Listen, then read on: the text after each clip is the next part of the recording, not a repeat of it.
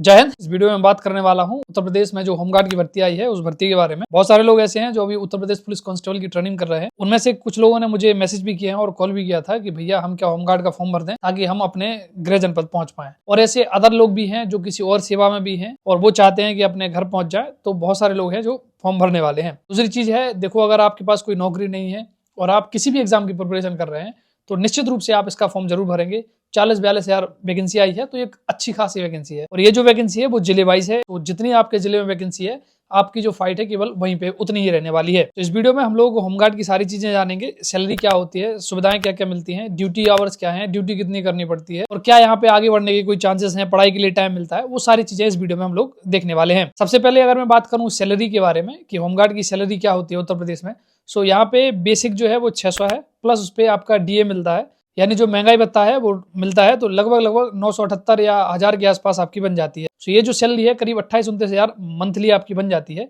वहीं अगर आप यूपी 112 में अगर आपकी पोस्टिंग हो जाती है तो वहाँ 4-5 हजार सैलरी आपकी और बढ़ जाती है, तो आपकी 33 हजार के आसपास आपकी सैलरी बनती है। उत्तर प्रदेश होमगार्ड में बहुत ज्यादा नियम नहीं है। पहले ये होता था कि साल में सिर्फ इनसे 6 महीने ड्यूटी ली जाती थी, तो 6 महीने के इनको पैसे मिलते थे। लेकिन अभी 8-9 साल से ऐसा हो गया है कि अब जो ड्यूटी है वो पूरी हो रही है। यहाँ पे आपको साल में 365 दिन ही ड्यूटी करने के लिए मिल जाती है, सो 365 दिन की आपकी सैलरी बन जाती है। जो लोग तुलना कर रहे थे कांस्टेबल से कि कांस्टेबल में क्या है, सो कांस्टेबल की जो बेसिक पे होती है वो 21,700 होती है, प्लस डीए और वो सारी चीजें मिला के करीब 35 हजार के आसपास आपकी सैलरी, शुरुआती सैलरी मिल जाती है।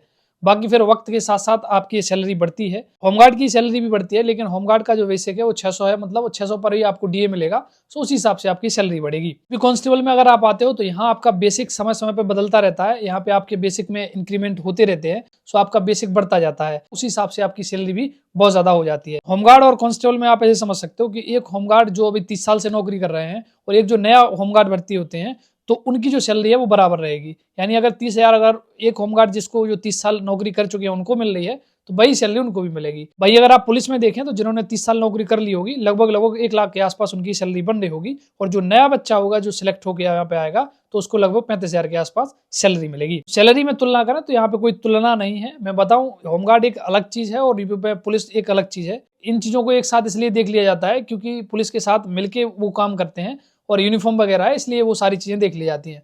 बट अदर चीजें देखें तो वहां पे कोई कंपैरिजन नहीं है। बाद में बात करूं छुट्टी के बारे में बात करूं तो छुट्टी होमगार्ड के लिए कोई भी छुट्टी नहीं रहती है। जिस दिन आप छुट्टी लोगे तो उस दिन की आपकी सैलरी नहीं बनेगी। वहीं अगर मैं यूपी पुलिस कांस्टेबल में बात करूं तो कांस्टेबल में यहाँ पे आपको 61 छुट्टियां मिल जाती है, 30 आपकी सीएल है और 31 आपको ईएल मिल जाती है, तो टोटल 61 छुट्टियां हैं। यानी कि इतने दिन आप अपने घर पे रह सकते हो, आप ये छुट्टियां काट सकते हो, हर साल काट सकते हो। इसी के साथ साथ अदर फैसिलिटी भी आपको अगर आप एज अ कांस्टेबल आते हो तो मिल जाती है। जैसे आपको मेडिकल के लिए छुट्टियां मिल जाती हैं। अगर आपको मेडिकल अगर आपने कहीं से इलाज कराया अपने डिपेंडेंट का तो उसका पैसा आपको मिल जाता है। साथ में यहाँ पे अगर जब आपकी 5 साल की सेवा हो जाती है तो उसके बाद फिर आप स्टडी लीव ले सकते हो, हाफ पे में मिल जाती है। जैसे अगर आपकी उस टाइम तक सैलरी 50 हजार होगी तो 25 हजार आसपास आपको सैलरी भी मिलेगी और आप बढ़िया तरीके से 2 साल तक आप स्टडी लीव ले सकते हो। ये सबको नहीं मिलती है, बट अगर आपका अच्छा रीजन है तो डेफिनेटली आप ये ले सकते हो। इसके बाद में बात करूं होमगार्ड की ड्यूटी और कांस्टेबल की ड्यूटी, तो कभी कभी तो होमगार्ड और कांस्टेबल साथ में ही ड्यूटी करते हैं। आपने 112 में भी देखा होगा, जो आपने बाइक देखी होंगी तो उस पर होमगार्ड और कांस्टेबल रहते हैं, वो साथ में ड्यूटियां करते हैं। वहीं रात में जब थाने से पिकेट जाती है या गश्त जाती है तो वहां पे भी होते हैं। साथ में होमगार्ड बहुत सारी जगह ड्यूटियां करते हैं। जितने भी सरकारी आवास होते हैं उन सभी आवासों पर होमगार्ड ड्यूटियां करते हैं। कुछ ऐसे राजपत्रित अधिकारी होते हैं जिनके साथ होमगार्ड सुरक्षा में चलते हैं। डिप्टी कलेक्टर हैं तो उनके साथ होमगार्ड चलते हैं। अदर विभाग में भी ऐसे और भी जो पद होंगे जहाँ पे होमगार्ड उनके साथ में सुरक्षा में चलते हैं। अगर मैं ड्यूटी आवर्स की बात करूं कि होमगार्ड की ड्यूटी क्या है, तो होमगार्ड की ड्यूटी 8 घंटे की है। 8 घंटे के बाद उनसे कोई और ड्यूटी करा नहीं पाता है। 8 घंटे की ड्यूटी है। भले ही देखो कभी कभी ऐसा होता है कि कोई अगर जरूरी है या फिर कोई घटना हो गई है तब तो निश्चित रूप से कोई किसी को मना नहीं करते हैं, तब तो इंसान ड्यूटी करते ही है। बट वैसे नॉर्मली 8 घंटे की ड्यूटी यहाँ पे आपकी होती है। अगर मैं लोड की बात करूँ तो लोड यहाँ पे कुछ भी नहीं है, अपना ड्यूटी करना है, 8 घंटे के बाद अपना आराम से घर चले जाना है। अगर मैं कांस्टेबल की बात करूँ तो कांस्टेबल की ड्यूटी आवर्स 12 घंटे की है और उसके साथ साथ भी बहुत सारे काम रहते हैं। और थाने पे जब आप रहते हो तो निश्चित रूप से आप 24 घंटे सजग रहते हो, किसी भी टाइम आपको जाना पड़ सकता है। अगर आप सो भी रहे हो तो उस टाइम पे भी अगर कोई घटना हो जाती है तो आपको जाना पड़ेगा। ड्यूटी रिलैक्स के बारे में देखें तो होमगार्ड बेटर है क्योंकि यहाँ पे जिम्मेदारियां बहुत कम है। मतलब इस तरीके की जिम्मेदारी नहीं है जिस तरीके की कांस्टेबल को होती हैं। से 2 दिन पहले मेरी बात एक गार्ड साहब से हो रही थी तो उन्होंने बताया कि ऐसी बात है भैया और ऐसी ड्यूटियां होती हैं। दूसरी बात है उन्होंने एक चीज और कही कि हम लोग अपने घर पे रह के ड्यूटी करते हैं भैया, हम जाएंगे 10 बजे जाते हैं, शाम को 6-7 बजे अपने घर आ जाते हैं। तो ये हमारा ड्यूटी का शेड्यूल रहता है और हम घर से नौकरी करते हैं, हमें 28-29 हज़ार रुपए सैलरी मिलती है। अगर वैसे खर्चा देखा जाए तो हमारा 3-4 हज़ार रुपए पेट्रोल वेट्रोल का वैसा खर्चा होता है, बाकी हमारा कोई ऐसा खर्चा है नहीं। तो हमारी जो बचत है वो 20-25 हज़ार रुपए बचत हो जाती है। वहीं अगर मैं यूपी में कांस्टेबल की बात करूं, तो यूपी में कांस्टेबल अपने जिला को छोड़ के जितने भी जिला टच करते हैं वहां पे भी आपकी पोस्टिंग नहीं हो सकती है।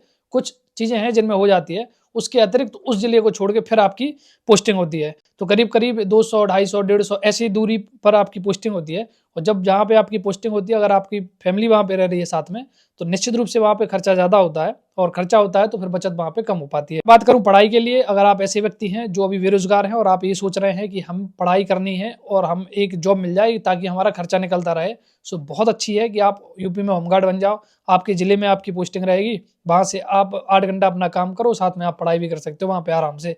जैसे कहीं पे आवासों पर जो ड्यूटियाँ होती हैं, वहाँ पे कोई ऐसी स्पेशल वैसी ड्यूटी तो है नहीं कि आपको बिल्कुल बंदूक लिए खड़े रहना है।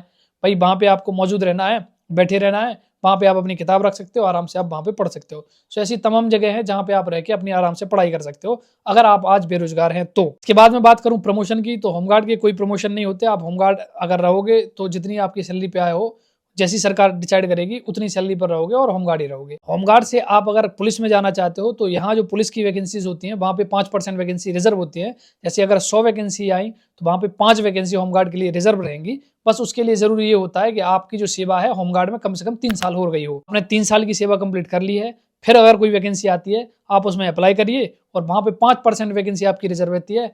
कट ऑफ बहुत ज्यादा जाती नहीं है, तो ये वहां से आपको एक तरीका है कि आप पुलिस में आ सकते हो और वहां से पुलिस में सेलेक्ट हो सकते हो। वहीं अगर आप कांस्टेबल में देखोगे तो यहाँ पे प्रमोशन होते हैं, हर 10 साल 12 साल में यहाँ पे प्रमोशन हो जाते हैं। आप कांस्टेबल आओगे, फिर हेड कांस्टेबल बनोगे, फिर सब इंस्पेक्टर बनोगे, इंस्पेक्टर तक बहुत सारे जाते हैं। और कई सारे लोग ऐसे भी हैं जो रिटायर हुए हैं, as a deputy SP retire हुए हैं। बहुत सारे लोग ऐसे हुए हैं जो एज अ कांस्टेबल आए हैं और एज अ डिप्टी एसपी वहां से रिटायर होकर गए हैं। इसके बाद में बात करूँ सुविधाओं की, तो कांस्टेबल के लिए देखो एक नियमावली है, वो एक रेगुलर ड्यूटी है। वहाँ डेफिनेटली सुविधाएं बहुत अच्छी हैं, कैंटीन सुविधा भी है। होमगार्ड भी कैंटीन से सामान ले आते हैं, कार्ड अपना दिखा देते हैं। इनके लिए कोई विशेष मुझे नहीं पता कि कुछ ऐसे नियम है, बट वहाँ से उनको सामान मिल जाता है। जो कांस्टेबल हैं उनके लिए बहुत सारी फैसिलिटीज़ हैं, छुट्टी फैसिलिटीज़ है, एक रेगुलर सेवा है, प्रमोशन है, बहुत सारी चीज़ें हैं। अगर आप मुझसे पूछोगे कोई ऐसा इंसान है जो यूपी पुलिस में एज अ रिक्रूट अभी ट्रेनिंग कर रहा है और उसको होमगार्ड का फॉर्म भरना चाहिए कि नहीं, तो मैं कहूँगा बिल्कुल नहीं भरना चाहिए। मैं इसलिए बोल रहा हूँ क्योंकि मुझे बहुत सारे मैसेज और कॉल आई हैं, मैंने सभी को मना किया है, ये सब चीज़ें नहीं करनी है आपको। अगर आप ये सोच रहे हो कि हम घर पे पहुंच जाएंगे और हम पढ़ाई कर लेंगे, पढ़ाई तो आप यहाँ से रह के भी कर लोगे, कोई इतनी बड़ी चीज़ नहीं है कि आप कर नहीं पाओगे, डेफिनेटली कर लोगे।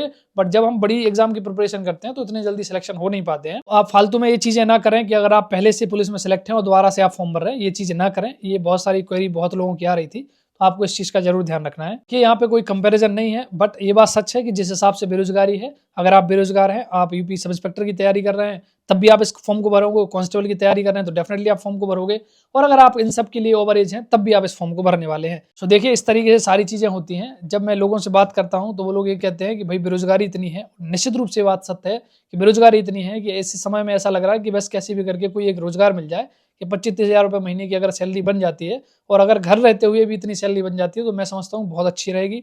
आप बढ़िया तरीके से प्रिपरेशन कर सकते हो। आप उसके बाद फिर बैक सपोर्ट आपको एक मिल जाएगा कि हाँ भाई हमारे खर्चे सारे निकल रहे हैं, हमें किसी से पैसे लेने की जरूरत नहीं है, और हमारे पास एक प्रॉपर रोजगार हो गया है। उसके बाद आप बढ़िया तरीके से आगे एग्जाम्स की प्रिपरेशन करते रहना, और बढ़िया तरीके से आप फिर वहाँ पे सिलेक्ट भी हो सकते हो। ठीक। सो मैं उन तमाम लोगों से कहना चाहूँगा कि अगर आपके पास कोई नौकरी नहीं है, आप डेफिनेटली फॉर्म भरिए। कोई छोटी बड़ी का कोई काम नहीं है, काम हर व्यक्ति करता है। उस काम के बदले में आपको सैलरी मिल रही है, और उस सैलरी से आपका घर का चूल्हा जल रहा है। अगर आपको ये लगता है कि कोई व्यक्ति क्या कहेगा, या हम इतने पढ़े लिखे हैं, अगर आप इतने पढ़े लिखे हो तो उस पढ़े लिखे के हिसाब से नौकरी ले लो। अगर आप वहाँ पे नहीं लग रही है तो निश्चित रूप से आ जाओ, आप बढ़िया तरीके से सिलेक्ट हो जाओ। आप काम करते रहिए, आप प्रैक्टिस करते रहिए, आप पढ़ाई करते रहिए, और अगर आप अच्छी मेहनत कर रहे तो डेफिनेटली आप यहाँ से निकल जाओगे और बढ़िया जगह आपका सिलेक्शन भी हो जाएगा। तो आई होप कि बहुत सारे आपके डाउट क्लियर हो गए होंगे। बहुत सारे लोग तैयारी दिल्ली पुलिस की भी कर रहे हैं, मैं वीडियो नहीं बना पा रहा हूँ, लेकिन आप लोग प्लीज़ तैयारी करते रहिए, बढ़िया तरीके से तैयारी करते रहिए, और बहुत जल्द उस पर भी कोई अपडेट रहेगी तो डेफिनेटली मैं आप लोगों के लिए वीडियो जरूर प्रोवाइड करा दूंगा। ठीक है, बहुत जल्द मिलते हैं नेक्स्ट वीडियो के साथ। जय हिंद।